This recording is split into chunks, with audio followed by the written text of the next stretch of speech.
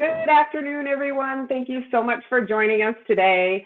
I am thrilled that we have so many innkeepers joining us here this afternoon, and we've got a lot to cover in the next hour. So I want to just run through a couple housekeeping tips. My name's Janice Hurley. So for all of you who I have known over the years, it's great that you're on with us. And for those who I haven't met, I look forward to meeting you hopefully very soon.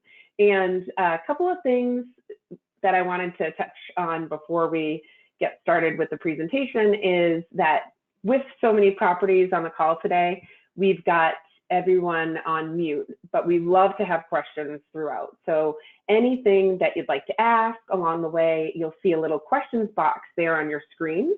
So please submit questions and I'll be fielding them with Kelsey and Stephanie as we go through the presentation.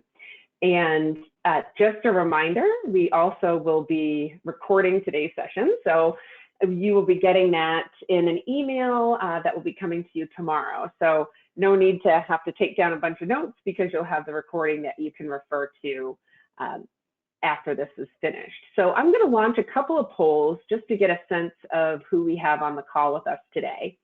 So the first one is just to get an idea if you've had any press in the last 12 months. So for some properties, they've never had press. This is their first time, learning about it. Some of you are veterans and have had plenty of press. So this will just give us an idea of what kind of folks we have. So it looks like we've got about 90% who voted. So I'm going to go ahead and close that poll and share those results. So it's almost 50-50 with the amount of properties that have had some press. So we've got some experienced properties here. And I'd also like to know if you've ever had a travel writer stay at your property. And this is something that we get asked all the time.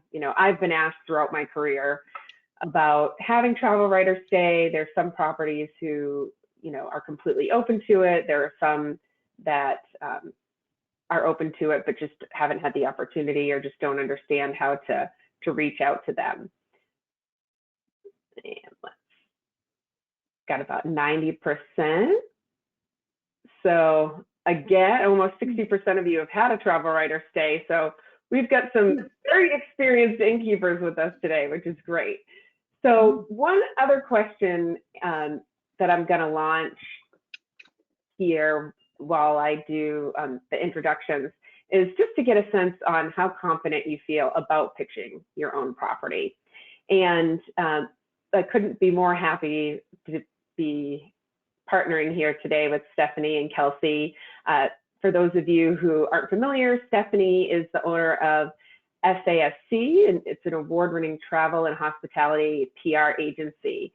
And she's focused on strategic communication and also is an expert in helping BnBs build brand awareness through earned and shared media to, of course, increase your bookings and level up your business. And it's something that with the environment that we've all been experiencing over those past several months, this is a crucial time for us to be focusing on that.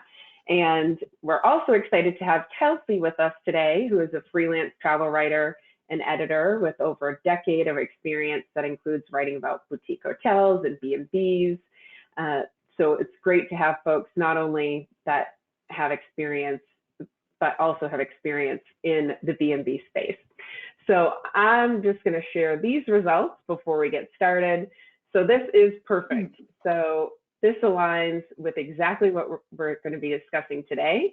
So for those of you who are somewhat confident or not confident at all, you're definitely going to learn some tools that you'll be able to use going forward. And for those who are very confident, you may learn something new that you weren't familiar with before.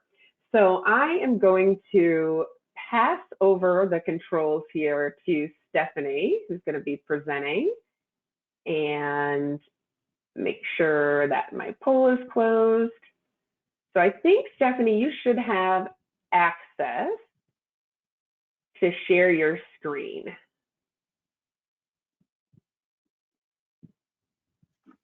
I do, but it's showing that it's paused for the poll.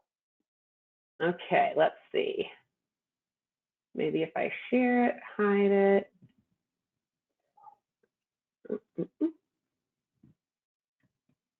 Okay, let me just make sure.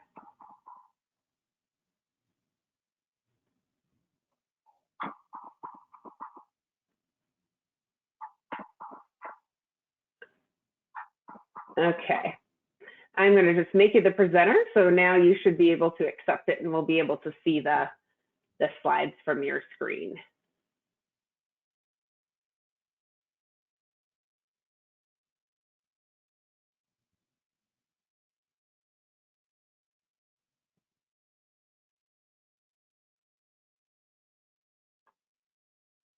Let's see. There you go. I think there was just a little delay in making me the presenter again that time. So here we go. Good Perfect. afternoon. I'm thrilled to be here with all of you guys. I do just want to apologize in advance. I am getting my floors redone today. It's terrible timing, I know. This is just always how it goes, you know. So I hope that you can relate, and I'm sorry if you hear any loud noises. I'm actually 2 stories below where they're doing the work because I couldn't go above them. So I'm hoping that it's not too distracting for any of you guys on the call today. But like Janice said, we will be sharing our slides, and there's a recording for you. So first things first, we just want to introduce ourselves to you and let you know a little bit more about us. I think always the fun facts are nice. So like Jenna said, I'm Stephanie. Kelsey's going to take over the reins in a few minutes. I have my PhD in public relations. I also have my accreditation in PR. I am a proud dog mom, like I know probably a lot of you guys on the call are. I'm also a Scorpio. I teach full-time at Virginia Tech in the School of Communication. I'm a public relations professor. And I currently live in Blacksburg, Virginia, but I'm from Chicago.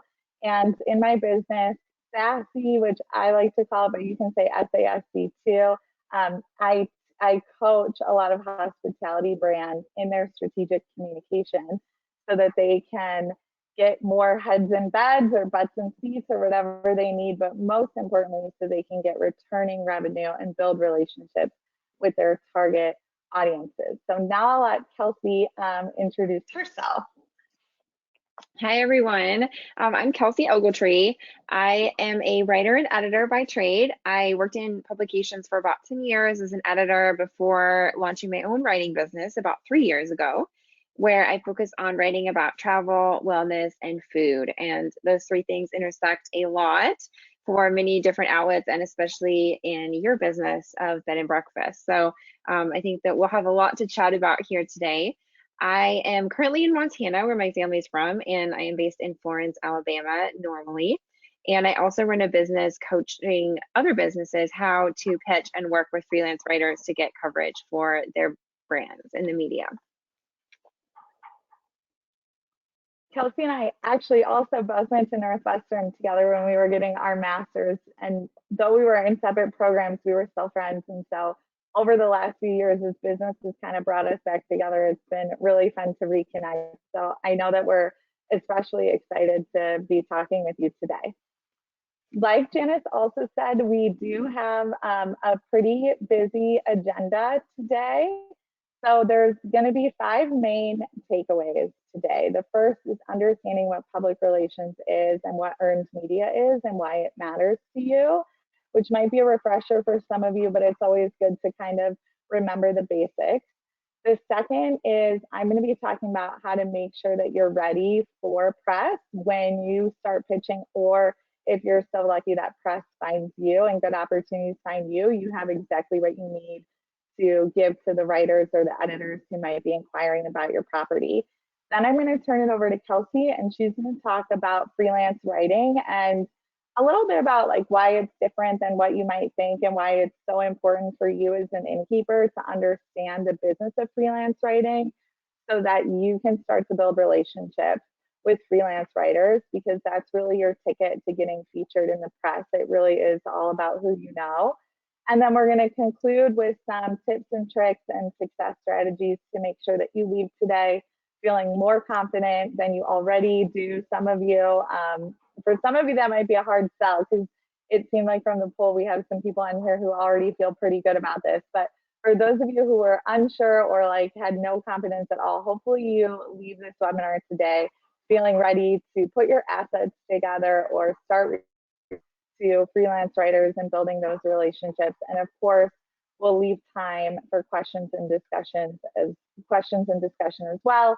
And I know Janice will pop in throughout. If you guys leave any questions in the chat, she'll pop in when those are relevant. So I'm going to kick it off talking about the power of public relations. I pulled most of the pictures today from the BnB Finder website. So you might happen to see your own property in some of our backgrounds today, which I think would be kind of fun. And especially with understanding the power of PR is understanding what earned media actually is. So first is the definition of public relations. Public relations has a really unique reputation. A lot of people don't entirely understand what it is or understand how PR is different from fields like marketing or fields like advertising, and it is its own unique area of business that does have distinct differences. PR is a strategic communication process that builds mutually beneficial relationships between organizations and their public. So for you, that you have multiple audiences. Of course, you have your guests. You also have the community where your property is located, and it's important to have good community relations. You may also have partnerships with other local businesses. You also have places like BnB Finder that are great publics for you, where you have great partnerships with them. But then you also have the press as another public that you need to keep in mind too. So it's not always as simple as just having one main audience like guests that you're trying to get in the door. You also have multiple audiences that you need to serve. And so that's why PR is really a strategic communication function. And this definition is just from the Public Relations Society of America. They have tons of info about PR in case you feel like you need a little bit of a refresher on what it is. I think I'm funny by saying it's all about the peso, like it's all about the money, but hopefully this peso model is not foreign to you. It may be foreign to you just in the term peso. You may have heard that before, but maybe not. But even if you haven't heard it before, hopefully you're already doing all four of these things in the peso model, which is paid, earned, shared, and owned media, as of course you can see on your screen. Each one of these is different, but they also all converge a little bit in the middle and they overlap. And so that's why it's really important to be dabbling in each one and to have a strategy for each one. For instance, owned media, a lot of inns and innkeepers and BnBs do run a blog on their website, but for everyone that does run a blog, there are just as many who don't have a blog. So you're kind of missing part of that owned media piece when you're not doing that. So let's talk a little bit about what each one of these are. Paid refers to things like advertisements. You might send out a mailer or pay to put an ad in a mailer that you know goes out to a big region. You may pay to have a full page ad in a magazine, or you may have gotten press by paying for press, which some places do, and basically place an advertisement that may not have necessarily looked like an advertisement. And that's a little different than the type of press that we're going to be talking about today. So advertisements are one type of paid media, and they still are important. We are not trying to say that you should never do advertising. It's essential to your business. So we don't want anyone getting the wrong idea here today. We just also know that especially right now, budgets are super tight and you're under a lot of stress to get people in the door and to make reservations and keep reservations. So you can do that on a tight budget through earned media as well. They're very complementary to each other. Sponsored and boosted posts, which you might do on social media, really count as paid media as opposed to shared media, since you're paying to have more eyes on your post and you might be targeting your audience a little bit more there. And then also your marketing materials. So if all the little things that you might give to guests, like pens and notepads and all of that stuff, it counts as paid media rather than earned, shared, or owned. Shared, like I already mentioned, is social media. So the presence that you have online, that's considered shared instead of owned, because if you don't own those platforms, we probably wouldn't be running into our own businesses if we were, getting a cut of Instagram or Facebook or Pinterest. So that's why it's shared, since you don't have direct control over it and it could disappear at any moment. And also community relations fall into your shared media plan. So the things that you're doing to build those partnerships and stuff, like I already mentioned. Owned, again, is the blog post. Blogging is a great way to bring traffic to your website. It can also help you get press, and I think Kelsey will kind of mention that a little bit more, but it gives journalists just some additional information about who you are and what your story is. And so it helps you control your own story and share that background information and all of those really cool things about your properties. Also, all of your assets. We're going to talk about assets a little bit more when we're talking about preparing for the press, but your assets are things like all of the photos, high resolution photos, videos, other things that you can give to the press for them to feature you. Reviews are also considered owned media, as is your website and any emails or newsletters that you might send out. Earned is really where it's at, and we're going to talk about exactly why you should care about that in the next slide. But earned media is where public relations really comes in, and a big reason why is because it focuses on getting those media features and building relationships. So let's talk a little bit about why earned media matters so much. First of all, it creates brand awareness for your brand in a way that you're unable to do solely on your own and solely through advertisements. So having a website, of course, your business cannot survive without a website, but your website is only as good as the traffic that's coming to it. So if you have a website and no one's ever visiting, that's not so great. Getting earned media can bring more people to your website because they're learning more about your brand and they know that you exist. Earned media also supports your paid and your owned communications. It also gives you content to use in your shared media strategy. So even though it's one piece of the bubble, this is sort of where it all converges in that model, because you're sharing likely some owned media when you are communicating with the press and getting featured. And you're also, it boosts your paid media strategy. So it just gives you another emphasis. For instance, I had a client who was featured on HGTV. So then in all advertisements going forward, they kind of mentioned that they have, a well-known recipe for their biscuits that's been featured on HGTV. They were also named by USA Today as like one of the best places to elope, and they have really great elopement packages. So even in their advertisements, they were using that earned media to kind of give their brand added credibility from where they had received press. Like I said, it gives you content to use in your shared media. We're going to talk more about how earned media builds and maintains relationships just generally and how important that is for you. But it also builds and maintains relationships with your guests, because it kind of like creates that sense of urgency and coolness. Like, oh my gosh, you're reading the newspaper or you're scrolling something online and you're like, we've been there and we had the best time, but maybe that was 5 or 10 years ago. This can kind of get them back in the door or give them a reason to want to come back or talk about it or post something on your social media or leave you a review about the great stay that they had with you. Earned media is also more organic and it's seen as more trustworthy than paid media. So we all know that we tend to not really trust advertisements 100%, but the bigger issue with paid advertisements is that we don't even notice them half of the time. So it typically takes us about 7 times before something really resonates. That's a big chunk of your advertising budget that you would have to spend for someone to actually recall an ad that you placed. Whereas when you work with earned media, reading an article, even if they only read a few sentences of it where you're featured, they'll remember that much more than they would an advertisement, and they trust things that are written about you, written features, more than an advertisement that anyone with a budget can pay to place. And last but not least, it also provides brand credibility for you, especially like with the question about whether you've hosted travel writers.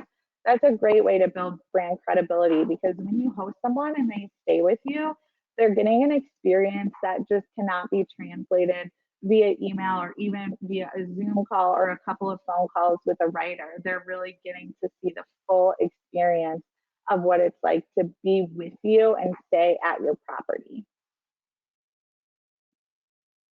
Stephanie, real quick, one of the properties had just shared, and I could hear it a little bit too. I think there's something going on maybe with the microphone, and it's cutting in and out. So we're hearing a couple of missing words there. I don't know if there's anything we can do to adjust that. Let me see. I don't know if this is going to be any better for you. Does it seem like that's better?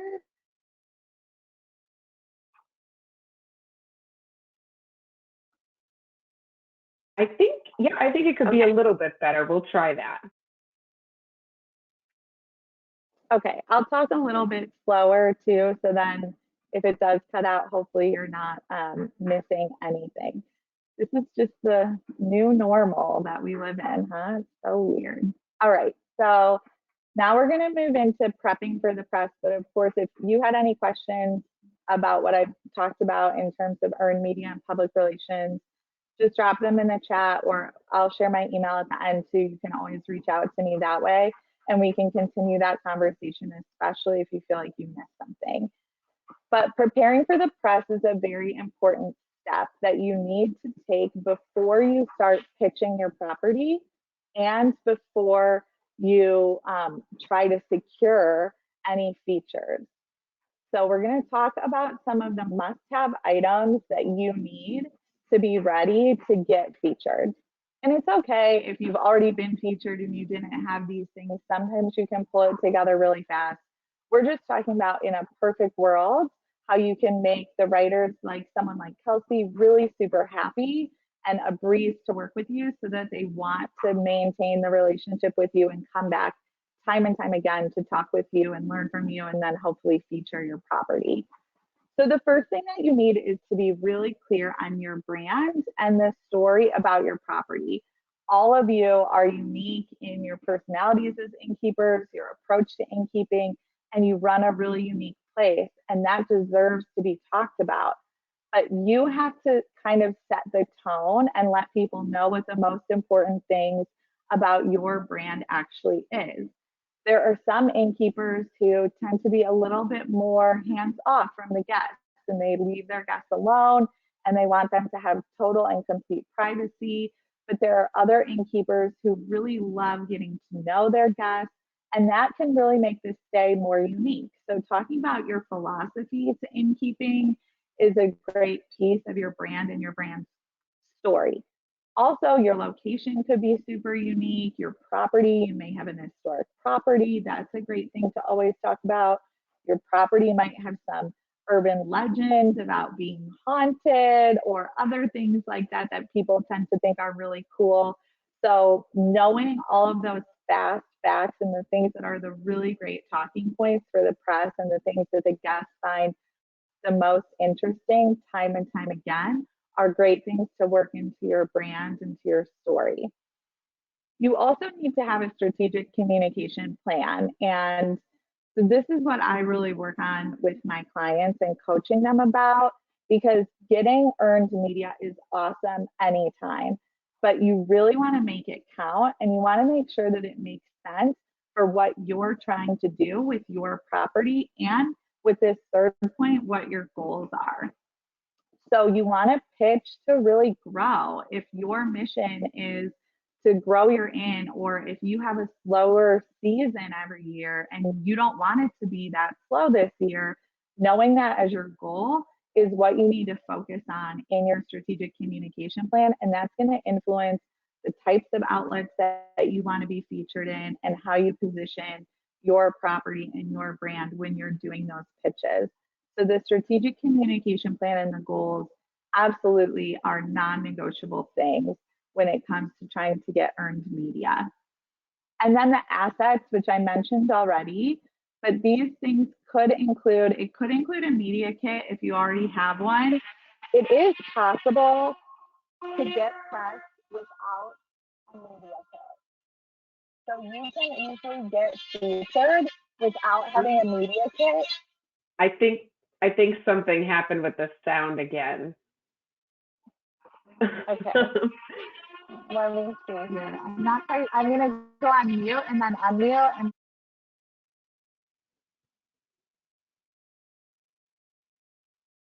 Perfect. It sounded really good for a few minutes there, and then it sounded like a saw was going through the room or something.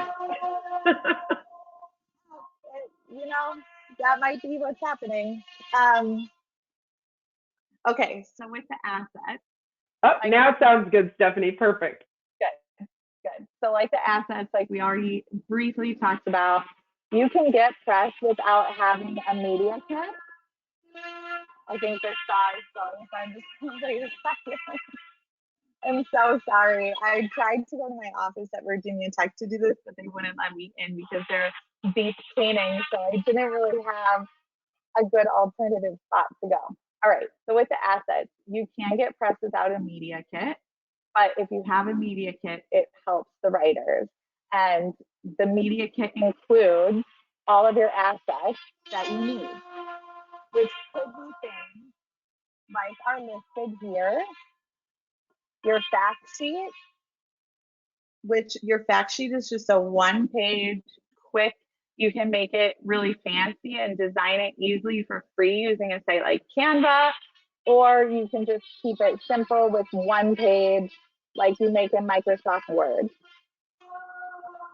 You also want to include any previous press examples.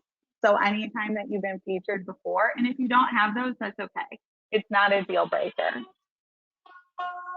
You also want to include high resolution photos or videos. And when you're sharing those high res photos or videos, you want to share them through just an easy link like a Google Drive or a Dropbox, just so that you're not clogging up somebody's inbox, because we've all been there. We know how annoying that is. And then the last thing is a backgrounder. A backgrounder is a 1 to 3 page story about your brand and tells the story of who you are and why you do what you do. So that's where this first bullet point about having your brand and your story really comes through, is in that 1 to 3 page backgrounder. And someone like me or someone like Kelsey can help you prepare those materials if you don't already have them, as well as lots of other people that can help you. So it's always good to get a second set of eyes on here. All right, so I am going to turn it over to Kelsey now, whose sound should be much clearer than mine. You guys, I am so sorry about that. But she's going to talk now about freelance. All right, thank you, Stephanie. So what in the world is a freelance writer and why should you care? So one of the very best reasons that you should work with freelance writers is because they're an amazing way to get press right now. So you might think about getting press means pitching yourself directly to the editor or knowing people who work for that publication or that TV outlet or whatever it might be. But the truth is that there are a lot more freelance writers out there than editors. They are generally more accessible than editors because they're focused on always coming up with new ideas and not having to focus on, getting an issue out or getting a website up and running. And lastly, they are writing from multiple outlets. So let's say you build a relationship with an editor of a particular magazine in your area, and they run a story about you. Well, that's great, but they're not going to run another story about you anytime soon because they've already done that. However, if you work with a freelance writer, any number of us out there might be writing for 24 publications out there. And so I might write about you for one outlet and then turn around and write about a different aspect of your BnB for another outlet, and then maybe keep you in mind as a hospitality expert for another outlet. So there's a really strong benefit to building relationships with freelance writers who, number one, are in your niche, who write about things that you are part of, and also who are in your area and able to come experience your inn, especially during this time when people are staying closer to home. I think that it's important to note that a lot of people are not pitching freelance writers, especially from BnBs. I mean, I have written about BnBs multiple times. My biggest piece was a story I did a couple years ago for Reader's Digest about the most charming bed and breakfast in every state.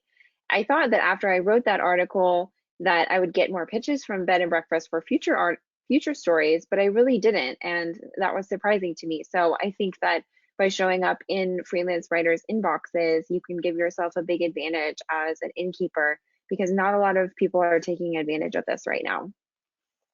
So what exactly does a freelance writer do? Well, our livelihood is built around our ideas. So our two goals are, number one, to come up with creative ideas, and number two, to pitch and sell them to publications. So we do not write stories and then try to sell them to publications. We tell an editor our idea, and then they either say yes or no and commission us to write that article. So the way to start building relationships with freelance writers is to start getting in their inboxes with clever ideas for stories that make them stand out, and that will be beneficial to you as an innkeeper to get your business in the press. And it will also be beneficial to the freelance writer because they have an idea that they can then take to an editor and sell.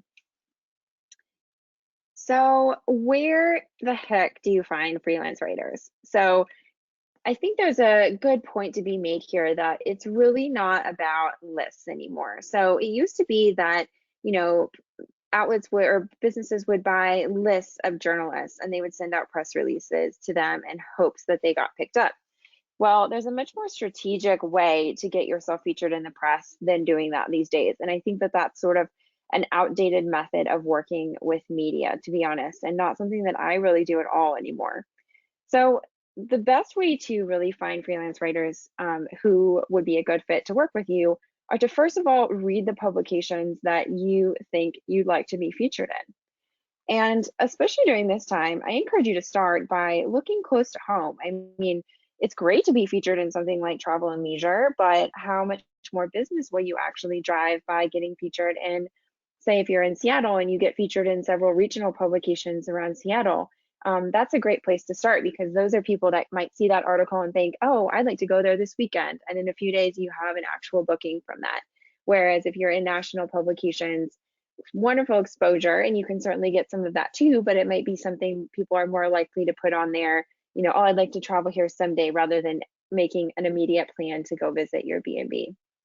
So the first way to find freelance writers is to read the publications that you're interested in being in based on your target audience, and start looking at the bylines on the stories. See who's writing those travel sections, those food sections, those even design sections. I think you really need to think beyond travel specific publications. And let's say that you have a really amazing chef who works with you on your menus or things like that. You can focus on food outlets, or maybe you have a really unique historical angle that you can focus on with your inn, or a really cool design angle that would be great to feature in a local or regional design publication. So definitely think outside the box with travel and start finding who are the writers that are writing for them. Now, one way you can tell who's a freelance writer versus who's on staff is by searching something called MustRec. Now, this service is actually a paid service that a lot of PR agencies subscribe to, but you can use it as a free tool by simply taking that writer byline that you found, Googling their name plus MustRec. And what this will do is pick up this person's byline on the internet. So you can see all of the outlets that a particular person is writing for, which is super helpful, because often, like I said, our ideas are based on our livelihood, and chances are we're not just writing for one publication, we're writing for many to make a living as a freelance writer. So you'll be able to see this way all of the outlets that the writer is writing for. Another great place to go is social media. So you can easily get on Twitter and search freelance writer travel, freelance writer design, your specific topic that you're looking for, and you're able to pull up lots of people through that. There are also many lists on Twitter that you can search of freelance writers and editors, which is super helpful. Searching Instagram as well can be very useful.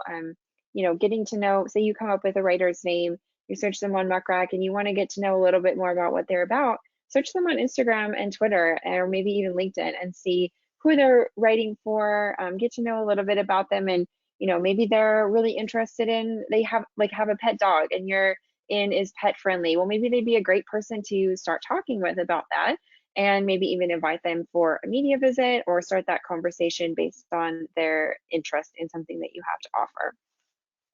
And then lastly, another great place to learn about freelance writers is by simply finding their personal websites. Anyone who is established will likely have their own name as their domain, which you can search, or, you know, just turning to Google, saying, you know, freelance writers Chicago, you know, and your specific area, and it'll likely pull up some of these freelance writers in your area, especially if they have a website and have some SEO built into that.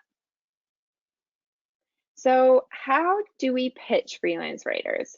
So this is really not that hard, but a lot of people make it more complicated than it needs to be.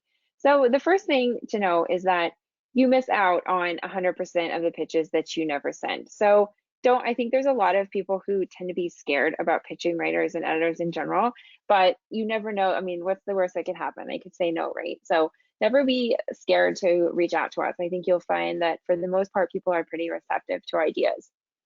So the essential elements of a good pitch are to consider the why now, and why you.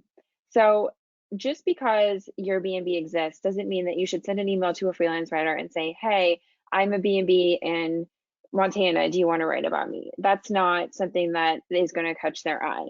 When you pitch a freelance writer, you need to think about the questions that their editors are asking them, which are these exact 3 things here.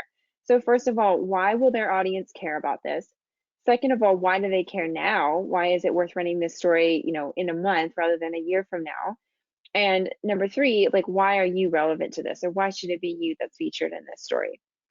So those are just some examples to think about. You know, there's all sorts of things to come up with a timely hook. You know, obviously the seasons are a great one. You know, say for fall, you have a special Halloween activity you have, you know, now's the time to be pitching things like that, because you need to consider how far in advance publications are looking for ideas, and take into account that by working with a freelancer, there's an added step of them turning the idea into something they can pitch their editor, who then would assign them to write about that for you.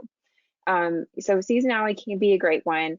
I think there's a lot of trends right now that make this the perfect time to pitch your BnB, with these trends of people staying closer to home, people doing road trips to, you know, off the beaten path destinations, people wanting to avoid larger properties and resorts for the sake of less contact with other people.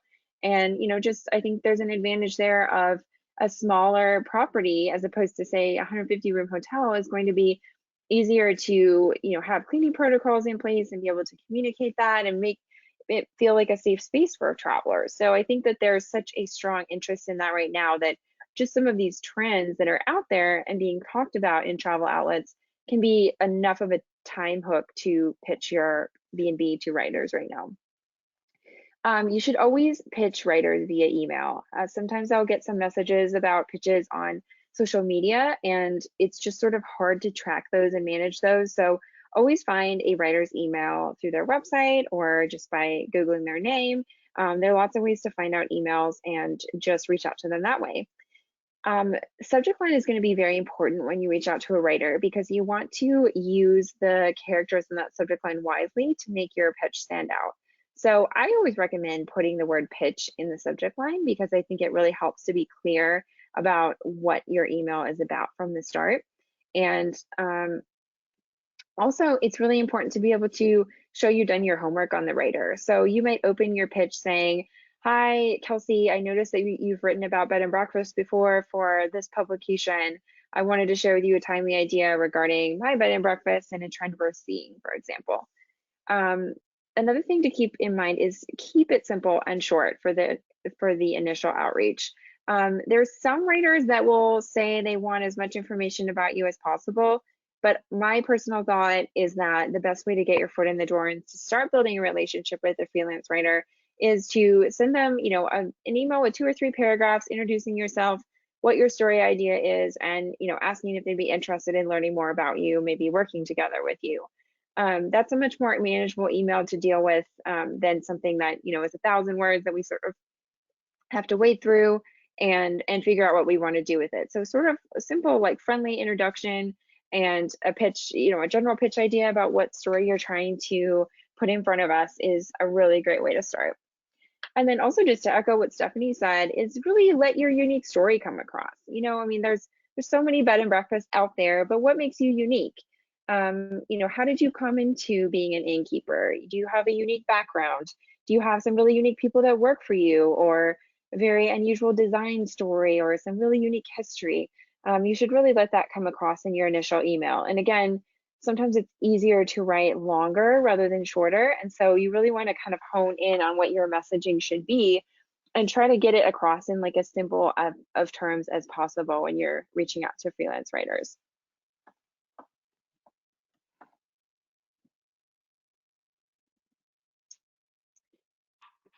Kelsey, I'm going to let you talk about this just so that we don't have the sound issue, if you don't mind. Sure. Okay. So just to kind of wrap up the second part of this before we get into our question portion, just talking about some proven strategies for success. So it's really important that we focus on quality over quantity. Like I said, the days of sending out a press release to hundreds of journalists are really not that important anymore. I think it's really about building those relationships with the target journalists who write for the outlets that you're interested in, who could reach your audience and deliver business results for you. I mean, at the end of the day, we all want to work smarter, not harder, right? So it's about really being strategic about who you're reaching out to and who you want to spend your time working with. And hopefully you'll find some of those writers that will be a beneficial relationship to both of you. Second of all, think about the press that you get needs to fit your brand, your strategies, and your goals. So, if your goal is to attract more people, in a particular like down season, say, you may not want to be pitching yourself during your busiest season because, say, you might get some press for, say, if summer is your most busy season and you're booked up every weekend or you're already booked up for that season, like that won't be something that fits your goals.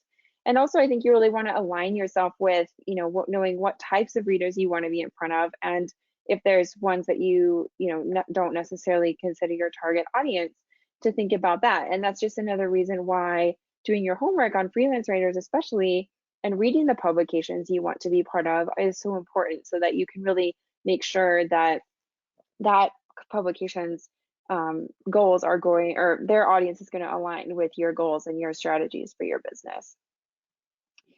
I think also, and Stephanie, cut me off if you want to jump in here, is that remember that relationship building takes time. You can't expect to pitch a freelance writer and the next day, get a story being pitched by them to the New York Times. It really doesn't work that way. And I think that in general, the larger and more prestigious the outlet, the longer it takes. So the more patience it requires. So, you might build a relationship with a freelancer, and a year down the road, maybe they'll remember you and write about you for Wall Street Journal, say, or an outlet like that. But it's not something that always happens overnight. I think that the regional and local publications tends to be a little faster turnaround, but not always. So, remembering that the long-term goal here of building those relationships and nurturing those over time is really important. And as Stephanie mentioned, being prepared for press in the chance that you do get a story with a freelance writer or someone reaches out to you. In the instance of that piece I wrote about the most charming bed and breakfast, that was a piece that was almost purely based on my own research and referrals from other people. I was calling people I knew in a particular state and saying, like, what bed and breakfasts have a good reputation here, that kind of thing. So if a media opportunity happens to fall in your lap, you really need to be prepared for the press with those assets and your media kit photos, all of those components that Stephanie mentioned earlier.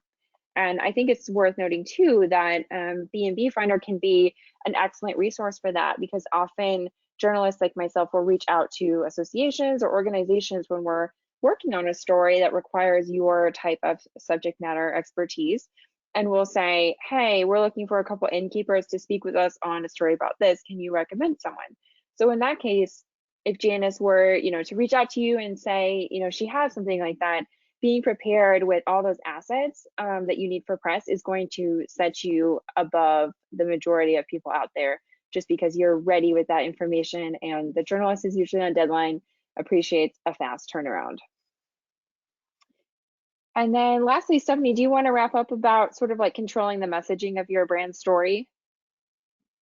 Yeah, definitely. So we have kind of mentioned this throughout, but I do think it is really important to just reiterate that, you are in charge. And sometimes trying to get earned media can feel like you're at the mercy of the publication or the writer in terms of timing and placement and all of those issues, but you are in charge, and you do have like a great unique story that people want to hear, and that journalists and writers like Kelsey and even publicists and coaches like me, we want to help you get your story out there and get that shared for you.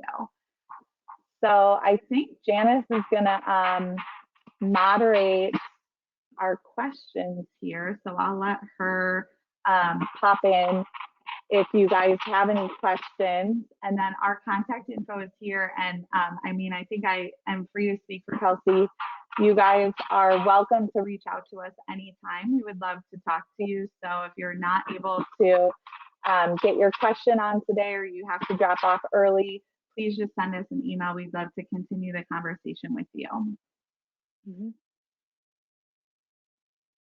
Yes, that is great. So I don't see, I've got a couple of questions that are coming in. I'm just going to turn this back over. Okay, perfect. So I've got a couple of questions that are coming in. The first one is, should we offer free stays in exchange for PR or for travel writers who are coming to stay at the property? So I think the wording of that question is interesting. To me, I do a lot of overnight visits as a journalist, but I never call them free stays. To me, this is a business that I run as well. And so to me, I'm not going to accept a hosted stay at a property unless I know that I can get a story about it that I can then sell to a publication. So I think you really need to be wary of writers that are asking for free stays. I think that established writers do not even use the word free, because it's, nothing's free. There's no such thing as a free lunch or a free stay, right? So I think that one thing, if you're new to hosting media, that it's a great idea when you reach out to a writer to say, yes, we're interested in hosting you. And if they are interested in that, to ask them, can you share a few examples of past stories where you stayed at a property and produced a story from it? And that's completely legitimate to ask, and any good writer will be happy to provide that. And I think that can help show that, yes, this will be a good investment for you, and not just something that they're using to get a free stay or to post some things on social media and be done with it. I think if you really need to be strategic about why you're bringing this writer on, what results they could potentially deliver, and don't be afraid to ask for their track record and that kind of thing. Yes, that's great. And I'm so glad that came up, because we get asked that quite often. And that is great advice to give. Another question that we have is... Oh, go ahead. Sorry, I just wanted to add in real fast. There's nothing you can do to guarantee press. It's never a guarantee. Like, even from Kelsey's standpoint, sometimes things just don't always work out. So knowing that there's never a guarantee should help you think about whether you want to always offer a stay to someone. Mm-hmm. And again, that's where patience comes into. I've stayed at properties where I haven't had the story run for 6 months or even a year, and just being, in constant communication with the writer about, how they like their stay, what their expectations are on both sides is really important with that kind of thing. Yeah, that's great feedback. So Another innkeeper had a question around the press link on their website and adding it to their website. And they asked if there's an effective approach to add the press link, and if so, if they should include all of the assets mentioned earlier. So if you want to just touch on that, and I've got a couple of things I'll add to it too. Stephanie, do you want to take that one?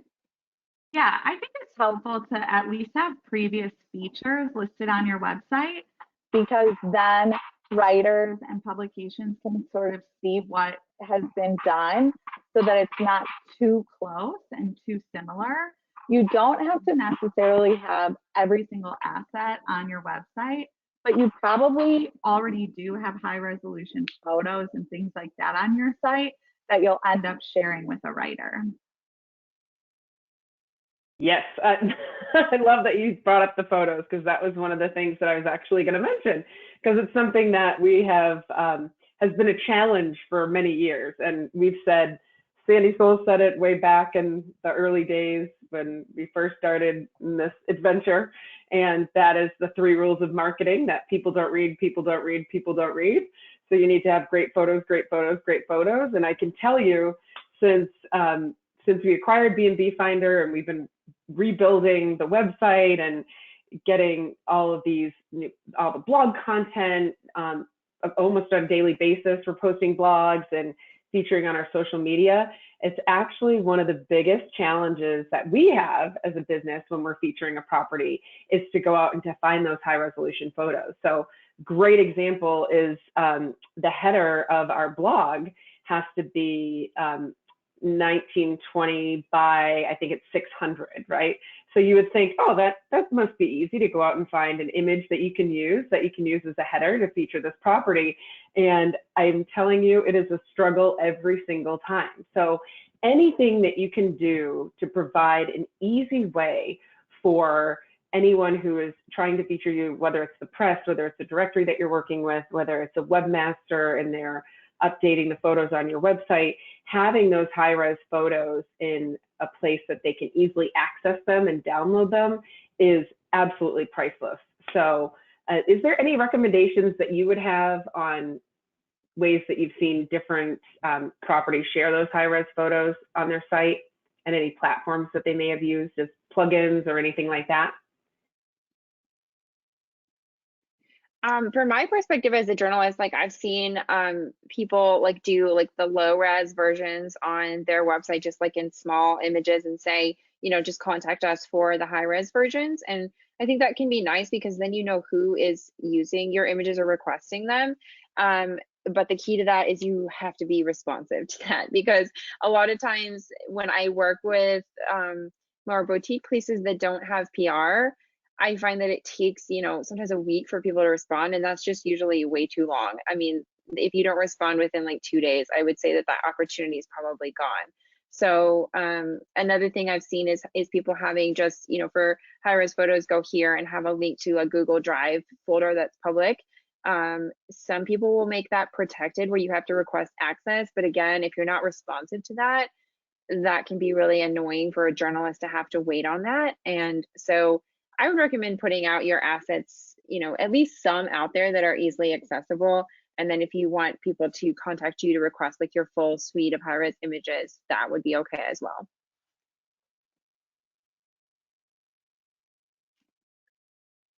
I was still muted. So I think this is actually an interesting question. And I can see where the innkeeper's coming from. They said, you suggested including previous press clips in pitches, but do you have a tip on making sure it's not a turnoff for writers? Some might find your property not newsworthy anymore if others have shared a similar story. I would jump in and just say, I don't recommend including those past press in your pitches. I think it should be in your media kit on your website, but not in your specific pitch to freelance writers. I think that, if I see that you've already been featured in like 3 competitive outlets as to one that I'm thinking about you for, that isn't going to be something that necessarily makes me want to pitch you're in. But I think it is important, like as Stephanie said, to have that in your press materials, but I wouldn't put that in your actual pitch to writers.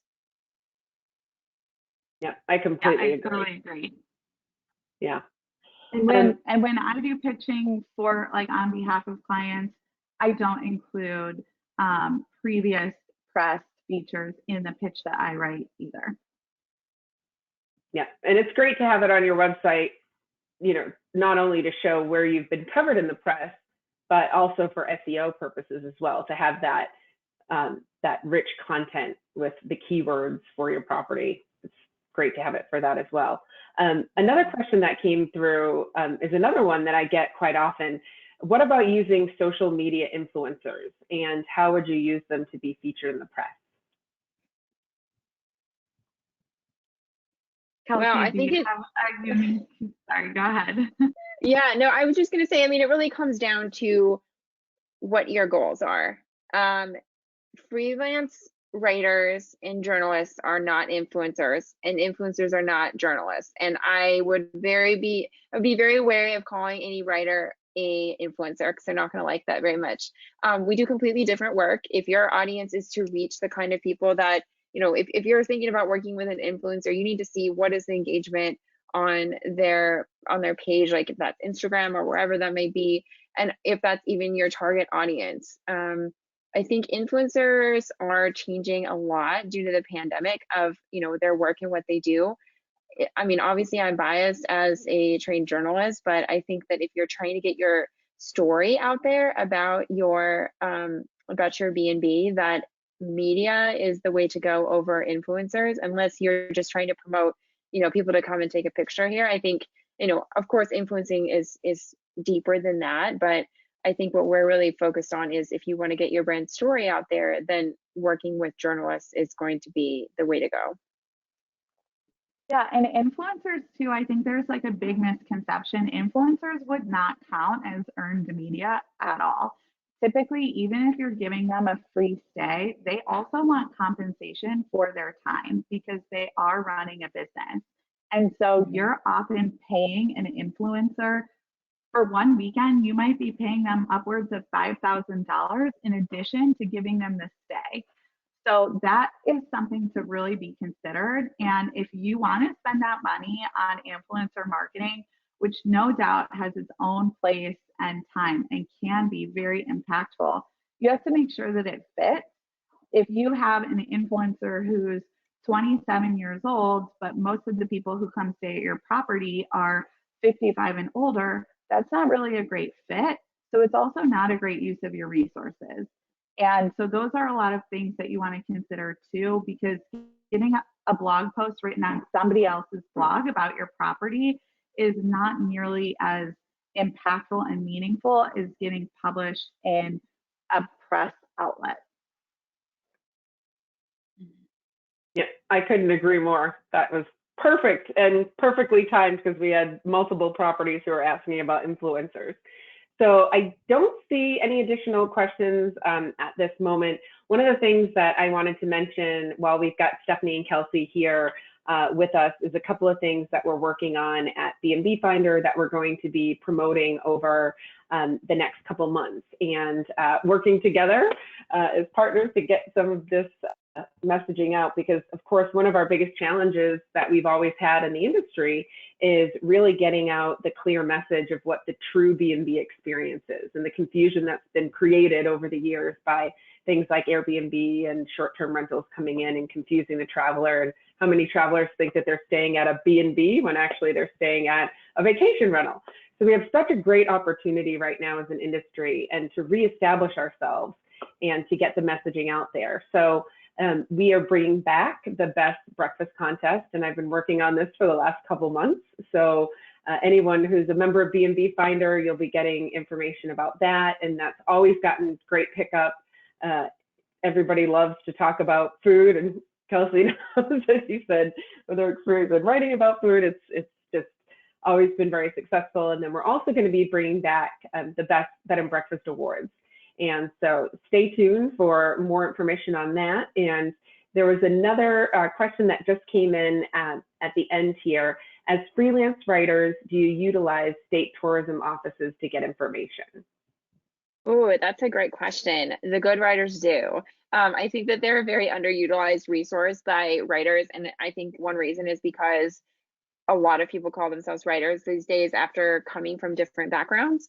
But absolutely, as someone who like comes from a travel publication background, we love reaching out to tourism boards and getting advice on like who to speak with. I mean, it'd be the same sort of thing as if I, reached out to Janice asking if she could recommend B&Bs. We work with tourism boards a lot and CBBs of cities and towns as well.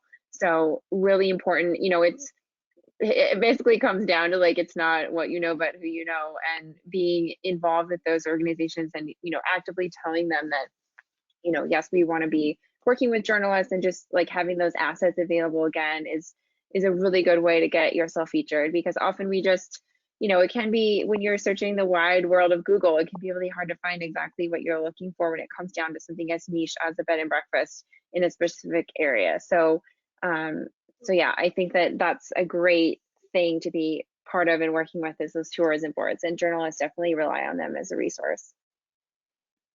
Yeah, I couldn't agree more. And, I think it's great because I've watched, how the industry has changed over the years. And, in the very early years when I worked with Sandy Soul, who was our director of marketing back at bedandbreakfast.com and has since retired, but was a huge mentor in the industry, and Marty Main, who we've worked with for years. And I think, to your point earlier, it's about growing your network and making sure that you're reaching out to the folks who are going to be able to help you and support you in getting your story out. So the timing of this is absolutely perfect. And there's an interesting question that just came in, and I know we're just a little bit over time, but it's a timely question. And it's, have you noticed any negative impact on being proactive with COVID policies? And one thing that I want to mention before I have you respond is that I haven't seen any negative impact really on properties that have been sharing out and being proactive about their COVID policies. And in fact, I think it's really been the opposite, especially for B&Bs and inns. And we've seen this a lot on the vacation rental side of the travel industry, and how proactive some of the sites have been about showing, these are what our safety guidelines are, these are what our cleaning policies are. I recently had my first experience at staying at a property since COVID had gone into effect, and I was so impressed with all of the communication that I had before the stay.